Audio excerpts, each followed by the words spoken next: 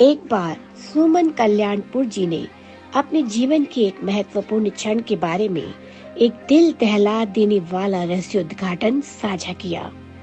सुमन कल्याणपुर को कौन नहीं जानता। वो 60 से 70 के दशक के बीच की एक बहुत ही लोकप्रिय गायिका थी, जिन्होंने लता जी को भी टक्कर दे दी थी और उनसे ज्यादा लोकप्रिय भी होने लगी थी। चलिए हम आगे बढ़ते हैं।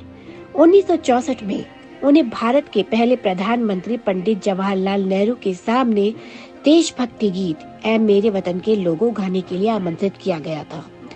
रिहर्सल हो चुकी थी और वह इस प्रतिष्ठित गीत को प्रस्तुत करने के लिए पूरी तरह तैयार थी, जिसने लाखों लोगों के दिलों में भावनाओं को गहराई तक जगा दिया।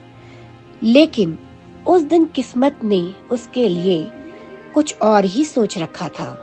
जब वह मंच के पास खड़ी थी, दिल खोलकर गाने के लिए तैयार भी थी, तो उसे अप्रत्याशित रूप से इसके बजाय एक अलग गाना प्रस्तुत करने के लिए कहा गया।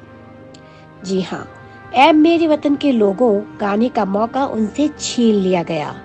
सुमन जी ने बताया कि इस घटना ने उन पर गहरा प्रभाव छोड़ा और उस पल का दर्द उन्हें जीवन भर सताता रहा। सुमन कल्याणपुर जी, जिन्हें संगीत की दुनिया में उनके उल्लेखनीय योगदान के लिए जाना जाता है।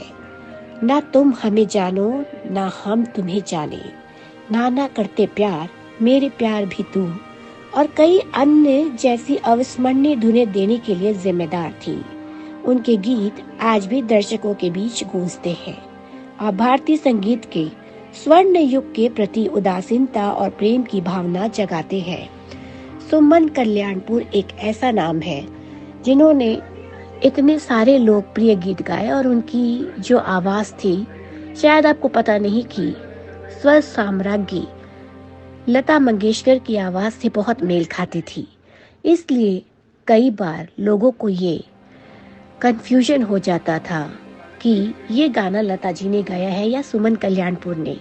इसलिए उन दोनों के बीच हमेशा एक प्रतिस्पर्धा सी रही और यही कारण है कि उन दोनों के बीच इस प्रतिस्पर्धा के भाव के कारण सुमन कल्याणपुर को काफी नुकसान भी उठाना पड़ा और वो जितनी ज्यादा प्रसिद्ध हो सकती थी, लोकप्रिय हो सकती थी, उन्होंने स्वर साम्राज्ञी श्री लता मंगेशकर जी का जो है आसन डुला दिया था। इसलिए वो उस वक्त उतनी लोकप्रिय नहीं हो पाई, इन्हीं कुछ कारणों की वजह से। तो उनको हमारे चैनल की ओर से शत शत नमन।